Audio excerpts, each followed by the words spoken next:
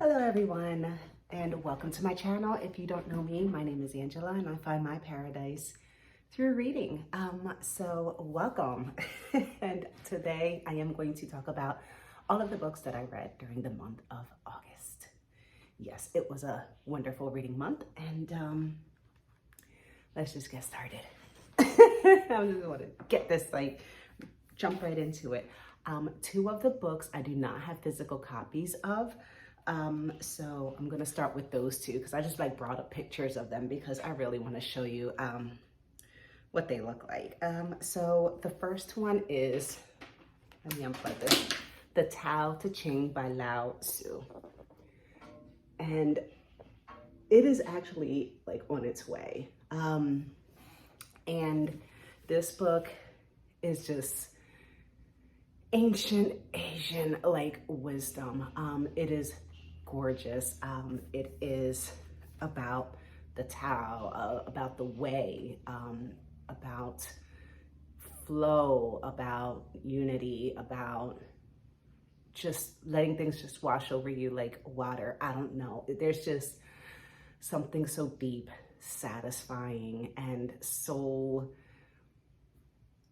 healing, I don't know, about this book. It is fantastic, and it's not even in narrative form, like a story or anything like that. It is just bits and pieces, like chunks of wisdom. And it's just gorgeous, and it is a fantastic read. Highly recommend it if you're into spiritual paths, understanding other beliefs, wisdom, anything like that, philosophy. I would highly recommend this book. I just adored it, and it is on its way. I ended up ordering a physical copy of it, and it should be coming later today, actually. But let me go back to the other one. Okay, so the other book that I read that I do not have a physical copy of, and it is I'm not really sure how to get around on this. But it Ends With Us by Colleen Hoover. So what if I could just bring it up here? Okay. There you go. It Ends With Us by Colleen Hoover. Okay. So, oh my God, this is my first Colleen Hoover book. Very first. I borrowed this from a colleague. She's like, you got to read this. This is fantastic. And I was like, yeah, sure, because I've seen this everywhere. I mean, if you haven't seen Colleen Hoover books in every bookstore, in every Walmart or store, anywhere their books are sold, I mean, you're blind. So I was always curious, but so she gave it to me to borrow. And what can I say about this? Okay, she didn't tell me anything about this. And anytime I hear people on BookTube or whatever talking about it, they really don't tell you much. Even the spiel on the back of the book, it's like, oh yeah, these two had a difficult life, blah, blah, blah, blah, blah. It doesn't really get into detail of what this is really, really, really about. And let me tell you right now, let me do you a favor. Let me do you the favor that I feel nobody did me. Trigger warning, okay? Trigger warning. Domestic violence, okay? This, I felt like the book was really centered around domestic violence. And it was so difficult to read, and it was so disturbing, and it was so scary, and put you on this emotional roller coaster. I mean, you were feeling the fear, the anxiety, the tension, the blame, and although it was difficult to read, I think it was done so well. I think it was done so well because it's really not as simple as some people will think it is, right? Oh, why don't you just leave him? Or why don't you just leave her? And so this book really shows it well. There's just so much involved, and there's just this mind game. that they're playing with you, and you just, you're just so confused. And there's just so many things involved, other people involved. There's, there's just a whole story. And so each situation is different, and it just shows how difficult it can be to make, to make decisions and to figure out what it is you need to do. It was done so well. Absolutely, I'd say 5 stars. I'd say 5 stars. It just grabbed my heart, ripped it out of my chest, and was like, oh my gosh, it really made me feel. And so that's that, my first Colleen Hoover book. And so I told my colleague I really liked it, and so she gave me Verity to borrow. So I may be reading that during the month of September. But my September TBR, I'm keeping it pretty light, but we'll get into that like in another video. So hopefully I can fit Verity in. If not, maybe later. So let's go into the other books that I read this month. All right, Slaughterhouse-Five by Kurt Vonnegut. This is my first Kurt Vonnegut book. And a colleague of mine had recommended this. He's just a huge Kurt Vonnegut fan. And he's like, you gotta read Slaughterhouse-Five. It's one of his favorite books. And I was impressed. I really was. This book was kind of like all over the place. This is about a guy, Billy, who, how do you even explain this book? So Kurt Vonnegut himself, the author, actually did survive the firebombing of Dresden. Was that World War II? And he was in an underground meat locker of a slaughterhouse, and it was Slaughterhouse number 5. So Slaughterhouse-Five was the address of where he was. But so this book is kind of based on Kurt Vonnegut's actual experience, but written in a way that it's just kind of all over the place. And it's this guy, Billy, who was like in the military, and he was, I think he was supposed to be like the pastor or the priest or something. So just never armed, but like always moving with the military. They get captured, stuff happens. But he also gets abducted by aliens, and gets taken to this alien planet, Traumaphador. And he travels through time. So the book is very fragmented. In 1 minute, he's an optometrist. So 1 minute he's there and he is doing an optometric, an eye exam. He's doing an eye exam in his office. And next thing you know, he's back in the war, and, in the stuff that's happening in the war. Next thing you know, it's his wedding day, and he's like with his wife, years and years after the war. Next thing you know, he's back on Traumaphador in a zoo. Like, they have him in a zoo, and they have a human habitat for him. And it's like they have like a fake TV there, and all kinds of things that they think humans need in their habitat. So it's pretty funny. There are so many ridiculously funny parts of this book. It reminds me of like Douglas Adams' Hitchhiker's Guide to the Galaxy. So it's just so out there sometimes. But then, there are things that are just so serious, especially when it comes to the things that happen in the war, and how he describes some of these horrific incidents. Like, it just, again, there were some parts that were just so hard to read, and then there were other parts that just like made you laugh out loud. So this really was a roller coaster of a book, and I really loved it. I do appreciate this book. So that's Slaughterhouse-Five. Okay. This is Meditations by Marcus Aurelius. Marcus Aurelius was a Roman emperor, and this is what he wrote in his personal journal. These are his personal journal entries. He is a philosopher of Stoic beliefs. So a lot of this, and he would have never known that his personal thoughts and journal entries would be bound together in a book and just be read the world over by Stoic, people interested in Stoicism and the philosophy of Stoicism. And this is just bits and pieces of his entries. And it's fantastic, obviously. What I thought was really interesting about this book is, first of all, he's talking about atoms. And I was like, wait a minute, like, wasn't this like written like 2000 some years ago? So it really had me thinking, like, how long had they known about atoms? And so it kind of put me on that path of like looking into who discovered the atom, or how long have people known about the idea of atoms. But he talks about death a lot, and reading this really makes you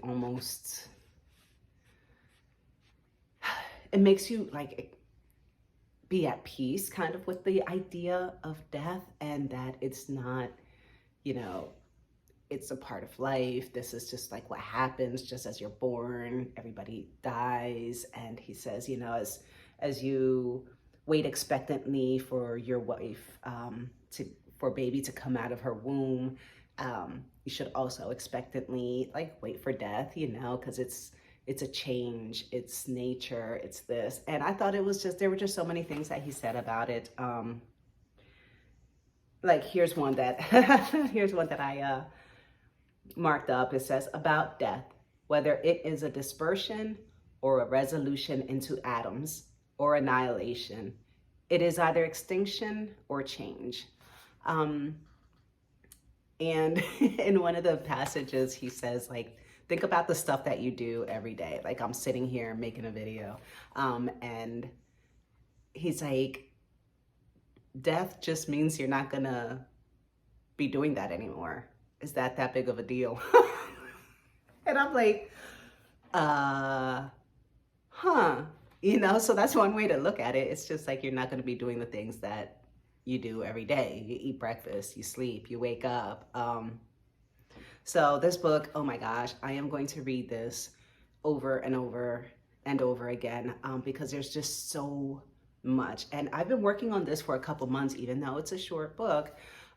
There was just so much to take in. And if you saw my past video, I was using my commonplace book to take notes on this book, and I wrote down that it was my first reading of Marcus Aurelius's Meditations, because I know I'm going to just read this at least once a year, because you just have to keep going over and over it again, because there's just so much, and it's just fantastic.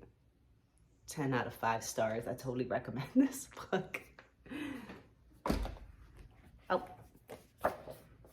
yeah, this is like all over the place. Like, you're gonna see, like, as usual, my reading is all across the board. So The Way of the House Husband. So we go from like Marcus Aurelius's Meditations to The Way of the House Husband. Like, why do I do these things? But life's too short, right? So this is volume number 6. Okay, so I am slowly making my way through this. And if you don't know about Tatsu, he was part of the, oh my gosh. See, he was like the immortal dragon.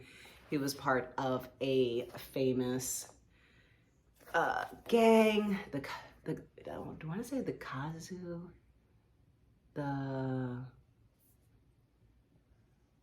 I don't even know why I'm drawing a blank. It'll come to me, maybe.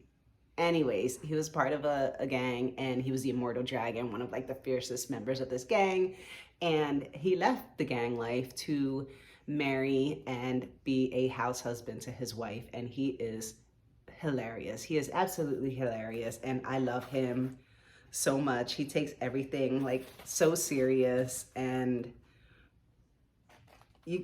if you haven't read The Way of the House Husband, I really recommend you try this. If you're not into manga or you haven't read any manga, I think this is a fun place to start. There's not like One Piece where there's like, I don't know, like 300 volumes. Like, I think The Way of the House Husband only has maybe 10, 12 volumes. So it's a really short one. You can read the first one and see how you like it. But I love Tatsu and I love this series. Ooh. I finished my short stories in French. This is the intermediate. And my short stories in Spanish. This is the beginner one. Interesting. But yeah, these are a series of short stories. Each story is 3 chapters long. Each chapter is between like 3 and 5 pages. And in the chapters, they'll have words in bold. And so when you get to the end of the chapter, okay, at the end of each chapter, it'll have like a summary of what it was about. It'll have the vocabulary of the words that were in bold. And then it has some multiple choice questions in that language to test your understanding of the story. So this is by Ollie Richards, and I'm gonna tell you, this is fantastic. This is such a wonderful way to increase your vocabulary and move forward in your language learning studies. This is not, even though this is like Spanish for beginners, you need to know quite a bit of Spanish before you try to take this on. You need basic vocabulary, grammar, things like that. Otherwise, you're not gonna learn Spanish from this. You're just gonna increase your language. So that's these two. I'm gonna have to look and see, because I would like to get the short stories in Spanish for intermediate and then the short stories in French for beginners. Yeah, so that's those. Totally recommend those. Oh, okay. All right, Graceling by, I'll tell you, Kristen Kashore. Oh my gosh, this book was so fun. Oh my gosh, look at this. This book, oh my gosh. I've only heard like one other person talk about this book, I think. And I could kiss her. Like, this was so fantastic. And I listened, as she had recommended, to the audio book version. And I think I got it on, was it on Audible?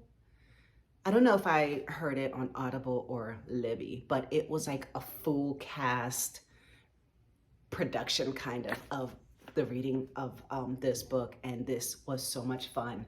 This is where some people, there are certain people that will be born with what they call a grace, which is like a highly specialized skill, and it could be anything.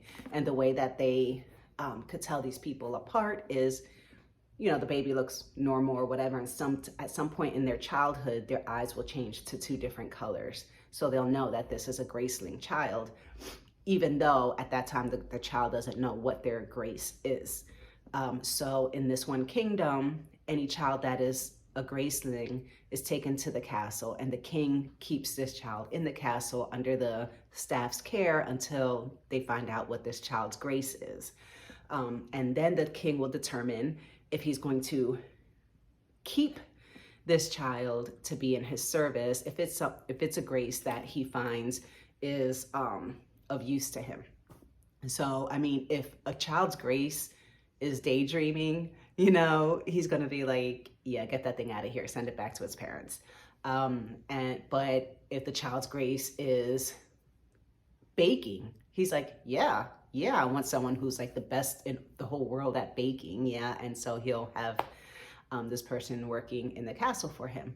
So this king had a niece, I think it's his niece, Katsa, and she was a Graceling and found out that her Grace was killing. So he was like, oh, hex yeah. Like, so she was his like personal assassin, his personal like thug, basically. And he would send her on these missions to just like torture people, break people to pieces, kill people, execute. I mean, she just did everything. And so this is Katza and her story and her Grace and her struggle with her Grace and the struggle between right and wrong and being used in that way. And this is just such an adventure. This is a fun adventure. I would read this again. Everybody should read this book, especially listen to it on Audible because, or audio. I don't, whatever, but the full cast version of it was fantastic. I couldn't like stop listening to it. So that is Graceling. Please look how, oh my gosh, it's so nice. It's so nice. Is it floppy? It's floppy. So what a find. I got this from a thrift store and I was like so pleased when I found it, and oh, what a treasure. That was great. Oh man. Okay. The selected poems of Robert Frost. I'm going to tell you, I'm going to be honest. Look, this is in my 100 greatest books ever written list. If you don't know, I am trying to read the 100 greatest books ever written, the Easton Press list. And I've been working on that for a couple years. This was on the list. I got it. I think I know. Pretty sure I know. This is the first book on that list that I did not enjoy. I did not enjoy Robert Frost at all. Not even The Road Less Taken, his famous poem. Like, no, I can't. There were so many of these poems to me that were just so freaking pointless and so freaking long. It was a long 10-page story about absolutely nothing. I couldn't get with it. The only thing that I thought, and I think this one very short poem I thought was like him kind of being funny, is called The Plowman. And it says, I hear men say to plow the snow. They cannot mean to plant it though, unless in bitterness to mock at having cultivated rock.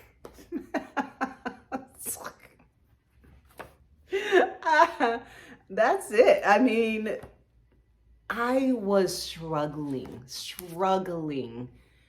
reading this book, and I like forced myself and made a plan to finish this by the end of the month because there's no way I wanted to drag this into September. I'm sorry. And to you Robert Frost fans, good for you. This maybe is just way over my head. Maybe I'm supposed to think deeply about these things, but no, I'm good. 0. The 1 star maybe? Okay, here we have Before the Coffee Gets Cold by Toshikazu Kawaguchi. This, you've probably heard about this. It is all over the place. It's a pretty short read. And this is about a little cafe. I think it's in Tokyo, and it's like an underground back alley. Not a lot of people know about this cafe, and the cafe itself is tiny. It might sit like 6 people. So it's bizarre. But this cafe, there are a lot of rules that go to this, but you can go back in time. And you can go back to a certain point in time, but you have to return before the coffee gets cold. And there's a lot of rules. There's a lot of rules behind this. And so a lot of people just feel like it's not even worth it. But to a handful of people, like, they want to go back, even just for a couple minutes to talk to someone in particular or whatever. And So it's got all of these rules. It's really interesting to see who goes back and why. So I think in this book, there are like 4 people, the stories of 4 different people, I think, that go back and they do what they need to do in that very few number of minutes before their coffee gets cold. It's really interesting. It's a really cool read. I recommend it. It's the style of writing and just the way things are done. You could just definitely tell that this is just, how can I say it? Just definitely not American. The style of writing is just, it's very different. It's interesting. I don't want to say like blunt, but very straightforward, just very, I don't even know I can't put my finger on what it is about the writing in all of the Japanese or Asian books that I've read that were written by Asian authors. It was just something different, but I like it. I like it. So that is Before the Coffee Gets Cold. I'm glad I read this. I got this at a very cute little local bookshop. It was just absolutely adorable. Okay. Oh man. Yee. Beloved by Toni Morrison. Holy Hannah. So I got this at a thrift store. And this is my first Toni Morrison book. So there's a lot of firsts happening here. And man, this book, I wasn't prepared. Nobody prepared me for this. Good Lord. Oh, good Lord. The writing is exquisite. Toni Morrison is a master at writing. Whoa. Oh my gosh. Her writing. She is exquisite. Oh my gosh. I cannot wait to read more of her books. But Beloved, this is basically the story, and this goes back into right about when slaves were starting to be freed. So there were some freed slaves. There was, some that were still in slavery, some that were still escaping to freedom. And so this woman has this house and it's kind of haunted. And so this haunting, surrounding this haunting, there's all of these stories. And so the history of how, they got free or how they came to that house, and just everyone's stories just starts unfolding, and it's the past and what slavery was like and what they had to go through and what they are still going through, and this horrible, gross haunting. Oh God. It's crazy. It is a crazy book, and it is so heartbreaking and so difficult at some times, and it's so serious. I don't think there was any part of this book that was fun or funny. And I usually want to have fun with books and laugh or giggle or whatever. And I think this was pretty serious all the way through, but it was so well done. So well done. The writing was fantastic. If you haven't read this, or if you haven't read any Toni Morrison books, and I hear all of her books, the writing is just at the utmost level. I mean, totally give Toni Morrison a try. Oh my gosh. I think I have another one of her books. And yeah, totally. I'm so excited about it. Oh, this one. Paris, the Memoir. Guys, look, I'm gonna say, okay, so I've been trying to read, some nonfiction and, memoirs and stuff like that. So last month that I read I'm Glad My Mom Died by Jeanette McCurdy, and wow, so impressed. So that kind of made me curious about Paris and her memoir, which I heard was pretty good. And I'll tell you right off the bat, I was never a Paris fan. I don't know much about her. She's just famous for being famous. I never followed her on her whatever she was doing. I didn't watch her show. I'm not big into TV anyway. I just know Paris Hilton, you know, her family owns Hilton hotels. She was beautiful and she was all over the place. So I didn't follow, what's it called, celebrity gossip. It's just not my thing. So I really didn't know what to expect when I started reading this book. And actually I listened to the audio version of the book, which she narrates herself. So I recommend going that way, because to hear her say some of this stuff is hilarious. And it's so and the same with Jeanette McCurdy, because she read it in her voice, and it just made it so much more real and personal. And everybody has to read this book. And like I said, I'm not a Paris fan. Never was, never really followed her. I just kind of knew who she was, obviously not personally, but you know, I've heard of her, I've seen her around, and she's gorgeous. Oh my goodness, gorgeous. But everybody has to read this book. This book is so funny, but so serious, and some of the things that she went through is horrifying.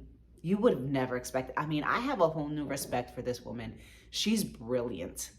She is so intelligent and so brilliant and so sweet and such a fighter. I mean, you're thinking, oh, she was born into, you know,